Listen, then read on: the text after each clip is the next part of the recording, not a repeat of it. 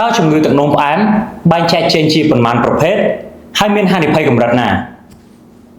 ជំរាបសួរខ្ញុំបាទលោកគ្រូរិនវត្តវរៈរដ្ឋីជាគ្រូប្រឹក្សាសុខភាពក៏ដូចជាដោះស្រាយរាល់ទៅលើបញ្ហាជំងឺទូទៅកន្លងមកនេះធ្លាប់មានអ្នកជំងឺជាច្រើនបានសួរមកកាន់រូបខ្ញុំបាទផ្ទាល់ពាក់ព័ន្ធជាមួយនឹងបញ្ហាជំងឺទឹកនោមផ្អែមក៏ដូចជាបញ្ហាជំងឺសន្លាក់សរសៃផ្សេងៗជាច្រើនថ្ងៃនេះខ្ញុំបាទសូមលើកយកប្រធានបទមួយពាក់ព័ន្ធជាមួយនឹងជំងឺទឹកនោមផ្អែមមកចែករំលែកជូនទៅកាន់ពុកម៉ែបងប្អូនទាំងអស់គ្នា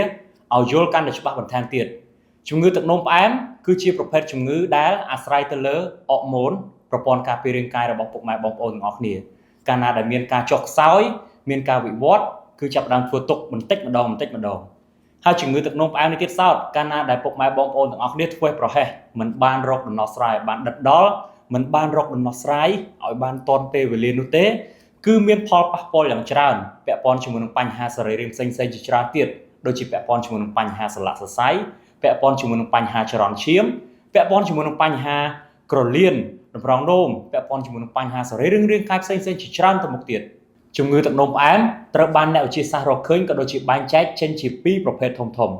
គឺប្រភេទទី1និងប្រភេទទី2ជំងឺទឹកនោមផ្អែមកម្រិតប្រភេទទី1គឺជាប្រភេទជំងឺទឹកនោមផ្អែមដែលអាស្រ័យទៅលើអាំងស៊ូលីនបើសិនជាពុកម៉ែបងប្អូនទាំងអស់គ្នាមានប្រភេទជំងឺទឹកនោមផ្អែមទី1នេះហើយគឺប៉ះពាល់យ៉ាងខ្លាំងទៅលើកោសិកាលំពែងចូលទៅស៊ីកោសិកាលំពែងដើម្បីមិនអាចឲ្យផលិតអរម៉ូនអាំងស៊ូលីនបានដូច្នេះបើសិនជាបងប្អូនមានបញ្ហាជំងឺទឹកនោមផ្អែមប្រភេទទី1គឺតម្រូវឲ្យចាក់អរម៉ូនអាំងស៊ូលីនជាប្រចាំដើម្បីតាមដាននៃជំងឺក៏ដូចជាទប់ស្កាត់មិនឲ្យវិវត្តទៅជាបញ្ហាជំងឺធ្ងន់ៗទៅថ្ងៃមុខដល់ឡែកបើសិនជាបងប្អូនទាំងអស់គ្នាមានជំងឺទឹកនោមផ្អែមកម្រិត2គឺធ្ងន់ជាងកម្រិត1ទៀតហើយមនុស្សភាគច្រើនស្ទើរតែ 95% គឺមានជំងឺទឹកនោមផ្អែមកម្រិតទី2នេះដោយមិនដឹងខ្លួនពាក់ព័ន្ធជាមួយនឹងកត្តារបបចំណីអាហារពាក់ព័ន្ធជាមួយនឹងគីមីសាស្ត្រផ្សេងៗក៏ដូចជាជំងឺប្រចាំកាយជំងឺដំណពូជផងដែរ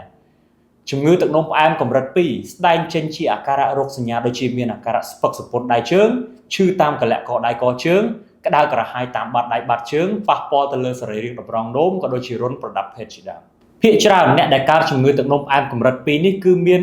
អាយុចាប់ពី45ឆ្នាំឡើងទៅគឺកើតច្រើនមែនទែនដូច្នេះបើសិនជាបងប្អូនទាំងអស់គ្នាដឹងតែខ្លួនឯងកំពុងតែមានបញ្ហាជំងឺទឹកនោមផ្អែមកម្រិត2នេះហើយព្យាយាមរកដំណោះស្រាយឲ្យបានដិតដល់មែនទែនព្យាយាមតាមដានសុខភាពពាក់ព័ន្ធជាមួយនឹងរបបចំណីអាហារតមប្រភេទអាហារប្រៃអាហារគ្រឿងផ្អាប់ទី1ទី2ព្យាយាមធ្វើលំហាត់ប្រាណកាត់បន្ថយចំណីអាហារមួយចំនួនដែលប៉ះពាល់ទៅលើបញ្ហាសុខភាពហើយបើសិនជាបងប្អូនមានបញ្ហាទាំងអស់នេះហើយខ្ញុំបាទសូមណែនាំជាមួយនឹងឈុតសុខភាពពីរមុខនេះមានទាំង VHOP និង VHERB គឺជួយសម្រួលជួយដោះស្រាយទៅលើបញ្ហារបស់ពុកម៉ែបងប្អូនទាំងអស់គ្នា